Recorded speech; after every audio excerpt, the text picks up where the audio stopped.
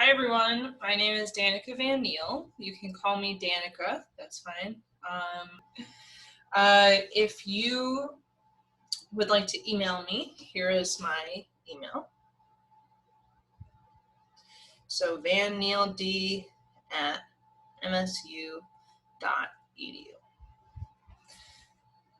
Okay, so that's my email at MSU. Feel free to email me. I will be the one making the majority of the videos, the asynchronous videos. Sveta will be making synchronous videos. I'll talk more about that later. Then my office hours will be on Mondays from 3 to 4 p.m. Eastern Standard Time. So the weekly setup will be that the videos for next week's homework and content will be up by Friday at noon Eastern Standard Time. And the quizzes that go along with that video will also be posted on Friday. So on Mondays, Sveta will be doing synchronous learning. And so it's really cool how we have it set up. You can do one or the other, or you could do both if that time is right for you when Sveta does it, because we're going to try to do different examples of the same content. We'll still cover the same content. We might describe things differently, but the definitions and the basics will all be the same. So you could either watch my videos or you could watch her, or I believe she'll be recording her videos, so you could watch those videos. You could watch both of them. So if you watch my videos and you're like, man, the way that Danica described injection, I'm still not really getting it. Instead of watching her video again or studying for my notes, maybe what I'll do is I'll try something new. I'll watch Sveta's video on it. And then maybe the way that she talks about it will make it click. Either one that you do, though, you still do have to do the quiz. It's just that the quizzes will be posted along with my videos. So when will the quiz be due then? So that quiz will be due Tuesday, so the following Tuesday. So on Friday, I post it, and then the following Tuesday, it'll be due at 10 a.m. Eastern Standard Time. The homework on that content that I gave to you, so here's how the week's gonna set up. So on Friday, at the latest, I might send it, or I might upload it earlier, but Friday at the latest, I'll upload my video. You can watch it over the weekend, whatever works for you, or you could wait till Sveta's synchronous situation on Monday. You can watch that. So Tuesday in the morning, the quiz will be due. And then whenever your class is, you'll be doing group work. So I'm sure that Sveta and the other instructors will be sending out emails, but not all of it is synchronous because we understand that not everyone is in a time zone that makes sense for you to come to the class. There will be some group work that you can do if you can come to the synchronous thing, or there'll be worksheets. There's going to be a lot of different options for everyone. So throughout the week, you'll be working on it. You'll be really solidifying it in your brain, really starting to figure it out, get the groove. And then the Tuesday after that homework on the previous week's content will be due. Okay, so it's kind of over a 2-week span. So on Friday, I release the videos. Monday, Sveta teaches it again. Throughout that week, you get a chance to really solidify your learning, really play with it, do some problems. And then then you'll have that whole weekend to work on the homework. I suggest you start the homework way sooner than that. That'll be another thing I talk about in a second. And then it'll be due on Tuesday. Okay, so a lot of this is all going to be melding together. So you'll be learning new content while you're still handing in homework from the previous week. Okay. And so that's one of the reasons why I suggest you start your homework early. Also, sometimes, so I've never had lasagna, but I've heard that if you let the lasagna sit in the fridge for like a day or two, it tastes so much better when you take it out, because all the stuff really mixes together and the juices and the flavors and stuff really gets to homogenize, or whatever that word is. Sometimes that's how math can be in your head. Like maybe you've experienced this, or maybe with other classes. So you try a problem, you're like, man, I can't figure out how to do this. But it's kind of in the back of your head. Maybe you're not actively thinking about it throughout the days, but the next time you look at it, maybe you have a new idea or a new approach. Or you think you have it and you look at it in another day and you're like, whoa, that was wrong. You know, I've definitely done that a lot, like, trust me. So that's another thing. And then also, like I said, you're going to be learning new content. So you don't want to have to be learning new content and starting your homework and having to finish it and thinking about the quiz all at the same time. Okay, so if you start your homework earlier and you have more access to instructors, because you can go to MLC hours, which are like our office hours, and you can come and ask us questions. Okay. Yes. Did I say, I don't think I said it, but the homework will be due, so homeworks are due Tuesdays at 10 p.m. Okay. All right, so the class setup, we will start slower, but with simple concepts. And please do not confuse simple with easy. It will be probably a very different way of approaching math than you have in the past. Okay, so it will be simpler, but that does not mean it'll be easy. And then by the end of the class, we're basically sprinting. We're learning tons and tons of new stuff every single day, like getting a lot of things happening. And the concepts will be way more complex. So you may be saying, man, doesn't that sound weird? Like, why wouldn't you want it to be a flat line or something, like even that out? But it's so interesting. You will be so much better at learning by the end of the class. So at the beginning of the class, you're like, okay, this is a new way of thinking. This is a new way of learning. Like, it's not just memorization. Sure, I have to memorize some definitions, but I have to think about different approaches to things. And then by the end of the class, you've gotten a hang of that. You know, you're on a roll. So now we can start throwing a bunch of stuff at you, and you're so much better at learning that you're able to process it. Okay. And still, it's not easy. I'm not trying to say that, but you'll be a lot better at it. Oh yeah. So once again, be patient, give yourself grace. Sometimes some people will be better at some things than you will, but don't worry, as we go through the class, that may flip-flop back and forth. I know it's hard, but try not to compare yourself to others. Okay, so with the group work, this may sound strange that in math class we're doing a lot of group work, but actually professional mathematicians often are collaborating on their work. I have a friend who just graduated, and she has like 2 or 3 different groups that she meets with weekly to talk about different areas of research. And they all work together and combine their different skills and different techniques to figure out new things and to advance their research. Yeah, so math really is a collaborative thing. Even if you go on to other math classes, you'll probably find that you can get a lot of the homework done a lot faster if you're working together. I don't mean copying off each other, but I mean like, wait, so maybe you have a friend in the class, or you make a friend in the class and you say, I just can't figure out this concept. And so if they're able to present it to you in a different way than maybe Sveta or I have, that might make more sense. Or maybe you just needed to hear it a 3rd or a 4th time. Sometimes that just is the way that it is.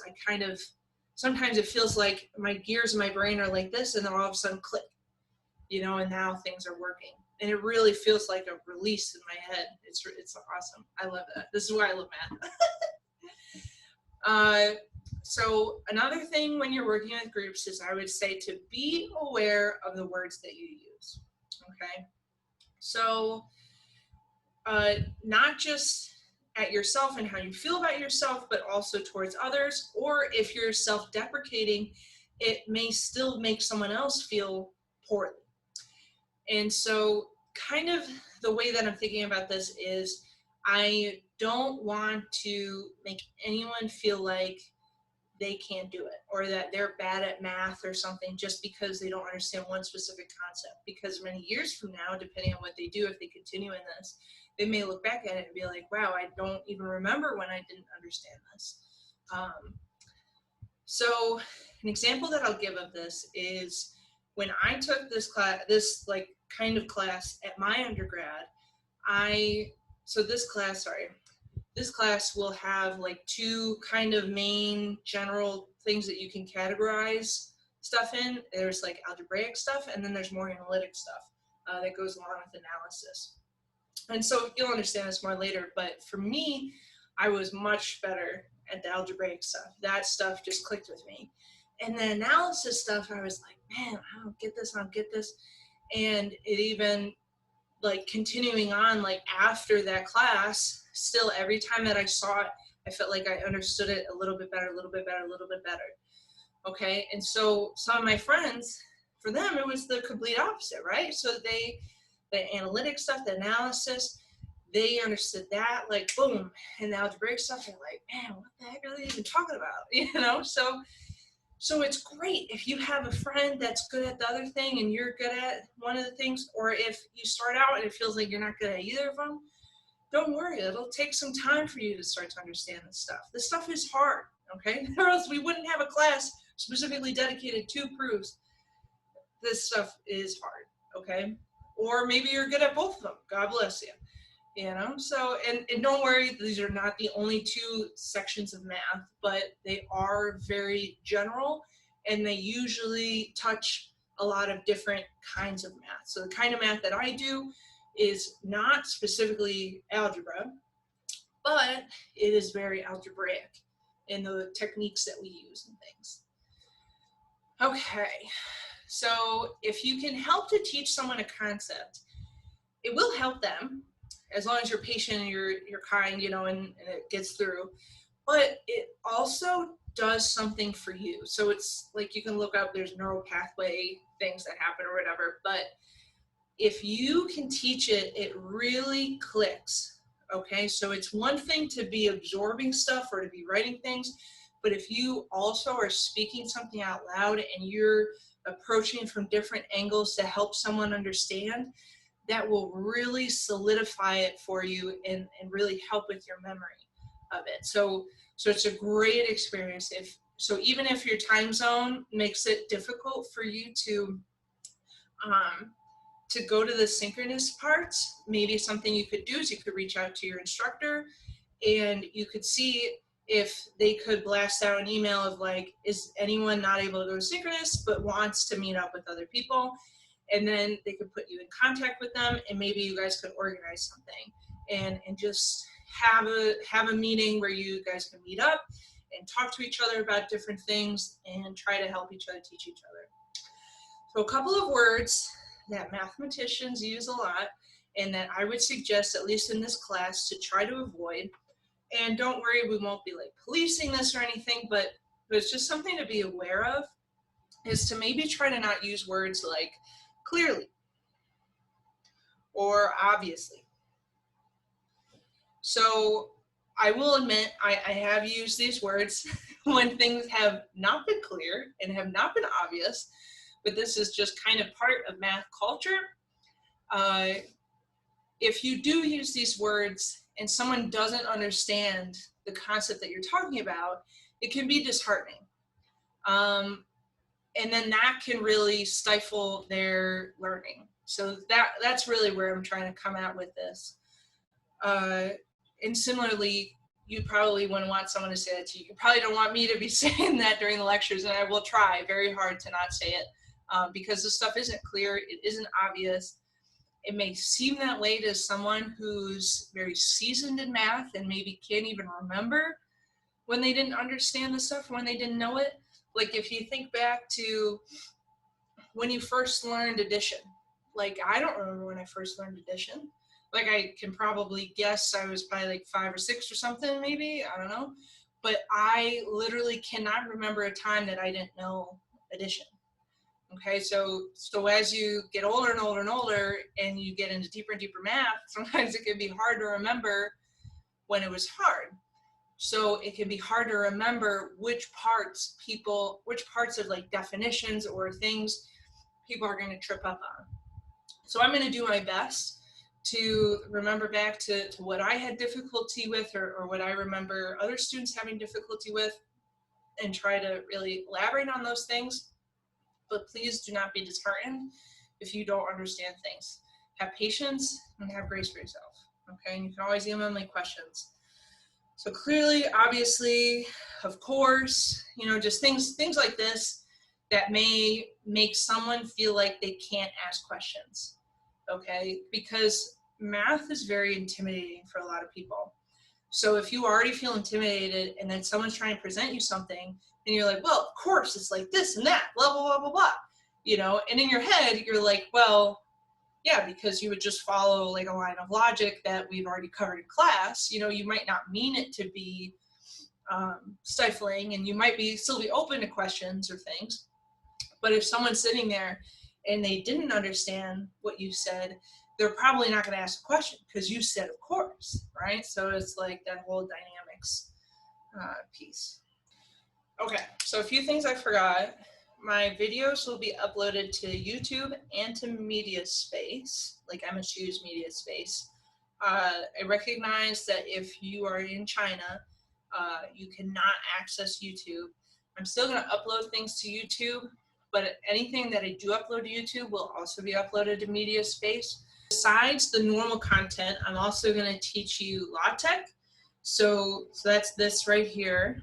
And so it's La because the person who invented it, their last name starts with an LA and it's pronounced La. So that's a fun little fact there. So I'll be teaching you this, and this has to do with your project.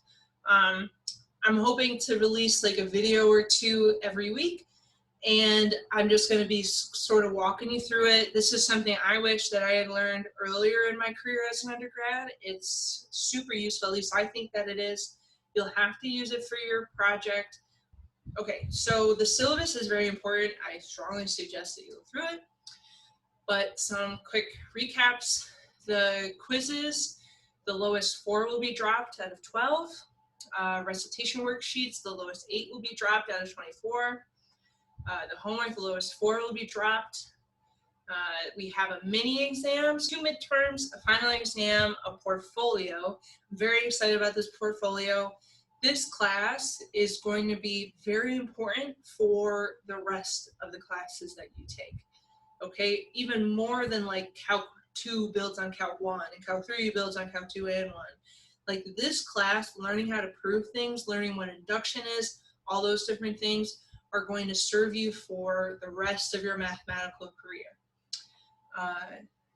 Yeah, so the portfolio is very much about pulling together all the different things that you learn, but in your words. And then you'll have a portfolio defense. Okay, so if you do get sick, you can miss an exam, and the percentage will be added onto your final. So this is how my undergrad was. So so let's say you miss midterm exam 1. Midterm exam 1 is 10%. So you miss it, instead of getting just a 0 for that line, that 10% gets added onto your final exam. So now your final exam would be worth 24% of your grade instead of 14. You can make up an exam if proof of reason, of like reason why you missed the exam, and it must be within 48 hours. Okay, so if you just miss an exam and you don't give us a reason, that percentage is going to be tacked on. If you miss an exam, you give us proof of the reason why you missed the exam within 48, and you're able to take the exam within 48 hours of when the exam was, then you can retake the exam. So if you miss a lot of weeks and you just don't think you're going to be able to catch up, you can talk to your advisor for a medical withdrawal. So I'm not saying that, like, I'm not trying to give you advice on whether you should or not, or like how many weeks is too much and you should take a medical withdrawal. But I just want to let you know that that is an option. So you can always talk to your advisor about that. They'll be a lot more knowledgeable about these things, and because they'll know what year you're on, what track you're on, things like that. So I would talk to them about it if you think that that's something you need to consider.